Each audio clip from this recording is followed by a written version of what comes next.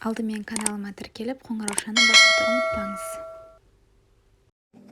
Баршаңызға сәлем. Бүгін сіздермен іш өту және іш өту кезіндегі еммен бөлісетін боламын.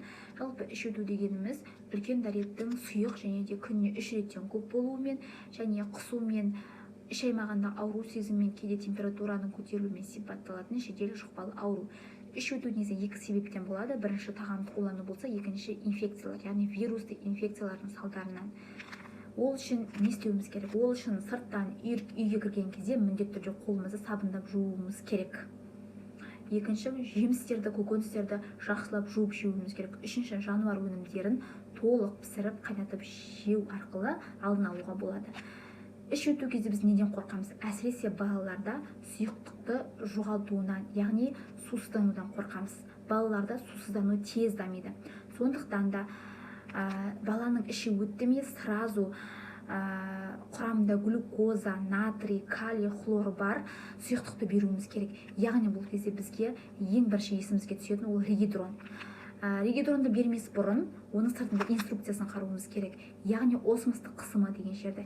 Егер регидронның осмостық қысымы 245-тен жоғары болатын болса, онды балаға беруге болмайды.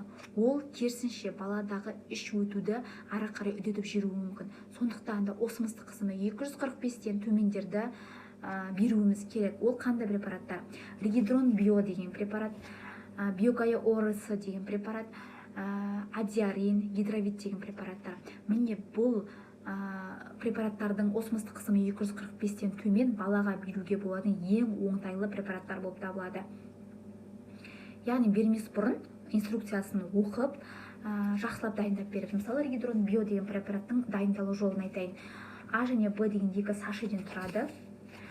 200 мл қайнаған жылы суға 2 сашені салып араластырып, балаға әр 5 минут сайын ұрттатып отырамын. Жай ғана стаканмен немесе кесемен бере салуға болмайды, немесе бутылкамен де беруге болмайды. Қасықпен ұрттатып әр 5 минут сайын беру керек.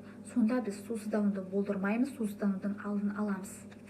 Және регидрон бионың тағы бір ерекшелігі құрамында пробиотигі бар.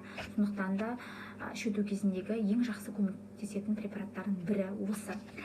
Және пробиотиктерге жақсы көмектесетін препараттар Хилак Форте, Биогая, Нормабакт Л деген препараттар жақсы көмектеседі. Яғни оларды баланың салмағына, жасына сай өлшеп береміз.